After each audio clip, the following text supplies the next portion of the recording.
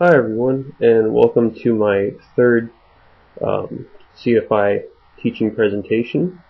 Today's topic will be aeronautical decision making.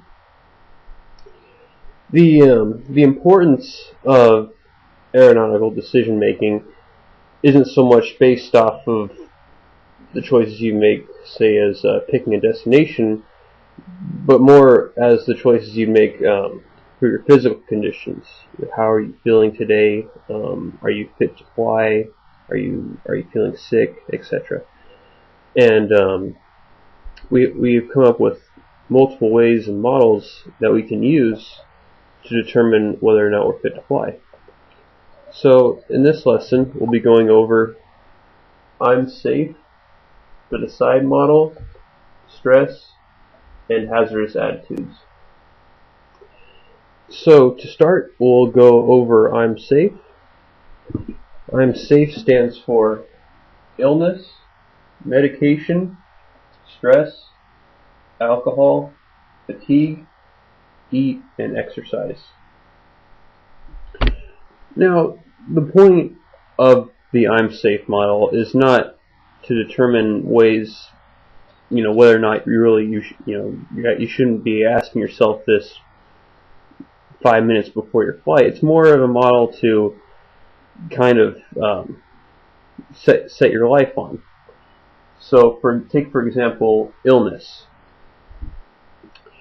A good choice to make in illness would not only be, if you think that you're feeling sick or you're starting to get sick, it'd be important maybe to take some take some medication or say that airborne or a vitamin, something to prevent you from getting even more sick than what you already are. Medication would be both prescription and also medication you can find you just buy from a drugstore. Prescribed medication, you definitely want to consult with your doctor, see if it'll give you impaired judgment or any type of fatigue or drowsiness. And the same thing with most importantly with store-bought medicine, because pretty much anyone can buy that, is you always want to check the warnings. If you're not 100% sure, you definitely want to consult a physician. And really, it's really never a good idea to take medication before a flight, because usually that means you're sick or something, and that goes back to illness. The biggest one is Dayquil. You never want to take Dayquil before a flight, or even, I usually live by the, similar to the alcohol rule. I never take it a few hours before my flight, mainly a day before my flight. Okay, next we have stress. Stress is pretty self-explanatory. You want to avoid it. We all know that being stressed in the cockpit causes an impaired amount of decision making, as well as it kind of messes with your flight maneuvers and the choices you make. So we want to avoid stress in the cockpit as much as possible, and the best way to do that would be to reduce stress situations outside of the cockpit. So I've even heard of people doing yoga, as weird as that sounds. Even another CFI recommended to me that you just take 10 minutes out of your day, just relax, not think of anything else, and even avoid stressful situations. Loss of a family member is a big one. Break up with a girlfriend, an argument with a girlfriend. All those, you may think that you're invincible and those won't affect you, but you'd be surprised. Your flying will definitely show for it. Okay, next is alcohol. As we know, the general rule for alcohol is 8 hours from bottle to throttle. You do not drink 8 hours before your flight, and the blood alcohol content is 0.04. Now that's the general rule. The main point of alcohol is the main point why the FAA is so strict on it is because it impairs your it definitely impairs your judgment. It's bad enough to drive a car drunk. Just imagine how worse it would be to fly a helicopter drunk. Another thing about alcohol that a lot of people don't consider is that the FAA specifically states under the influence of alcohol, which a hangover is considered still being under the influence. So whether you're drunk, you have a hangover, or alcohol is impairing your judgment in any way, then you should not fly. Next we have fatigue. Say for example you've been working on your PCC assignments all week, or have just been working working full time at your job, and you're just so tired that you can't even pre-flight the helicopter correctly. Maybe it should be a good time to cancel a flight right there on the ground, because fatigue will only make your flight worse. It's crazy the things that you forget. I've flown fatigue before when I shouldn't have, and just these minor things like I always pull a carb heat on downwind, and for some reason today I was so tired I didn't do it. My CFI really got on me for that. It's crazy how it really gets into your head if you're fatigued.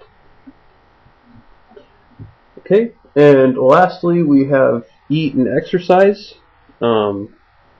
Mainly that's just to keep a nice physical state going.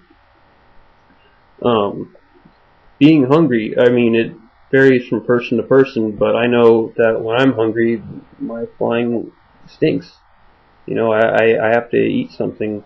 If I even think I'm going to get hungry before a flight, I need to have like a granola bar or something.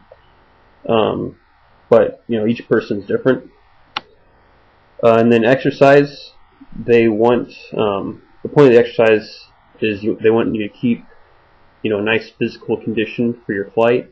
Nothing that could lead to a heart attack, even high blood pressure. There have been cases where the FAA even denied a person their medical because they had too high blood pressure. So it's just definitely some things to consider for that. Okay, so the I'm safe model was for determining if you're basically safe enough to fly. Next we have the decide model, and that's more useful during flight. Decide stands for detect, estimate, choose, identify, do, and evaluate.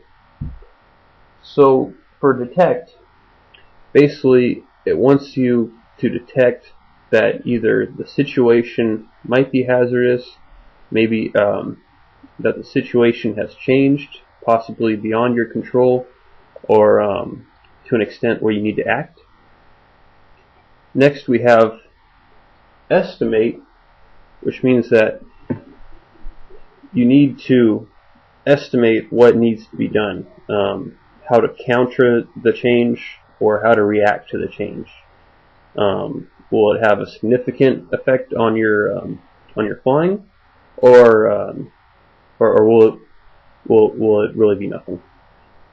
And next we have choose. So choose what your action is going to be. How are you going to react to the situation? Do you need to divert somewhere else?